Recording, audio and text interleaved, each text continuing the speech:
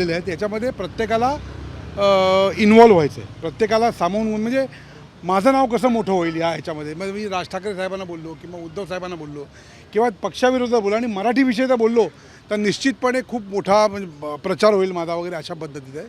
पण आता आमचा फोकस क्लिअर आहे. म्हणजे आम्ही आमच्या डोक्यामध्ये अगदी फिट्ट बसलेलं आहे ते मराठीचा अपमान, मराठी भाषा किंवा भाषेवर जर काय या लेवलला असेल तर निश्चितपणे कानच त्याचे चेक केले जाणार. बाकी कुठल्याही प्रकारचं आंदोलन वगैरे ह्या विषयी आता जाणार नाही.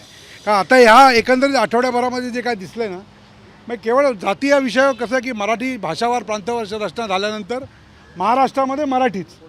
आणि माझ्या मताप्रमाणे मला मराठी जर येत नसेल तर ठीक आहे, मी शिकून घेईन. हा भाषेचा एक रिस्पेक्ट असतो, भाषेचा एक सन्मान असतो, त्याला काय हे नाही आहे. अर्थात आम्ही ज्या ज्या राज्यात जाऊ ती भाषा आम्हाला पटकन यायला पाहिजे अशातलाही भाग नाही आहे. परंतु मराठी शिकायचीच नाही आहे, काय करायचं असेल तर करून घ्या. तर उद्योजक वगैरे जे कोण काय असतील माझ्यामध्ये इथून पुढे कानफटातच बसणार आणि कानाच्या खाली जाळच काढला जाईल. याच्या पलीकडे दुसरं उत्तर आमच्याकडे काही नाही. केडी असं म्हणते की तुमच्या वागणुकीमुळे मला मराठी भाषा शिकायची नाही आहे. तुमची ज्या पद्धतीची वागणूक आहे त्या वागणुकीमुळे मी निश्चय केला आणि मी प्रतिज्ञा घेतली असं म्हटलं. सुशील केडियाकडे मनसे किंवा आमच्या वागणुकीचा काही संबंधच आला नाही ना कधी. आम्ही एक तर काळा का गोरा हे माहीत नाही. मला वाटतं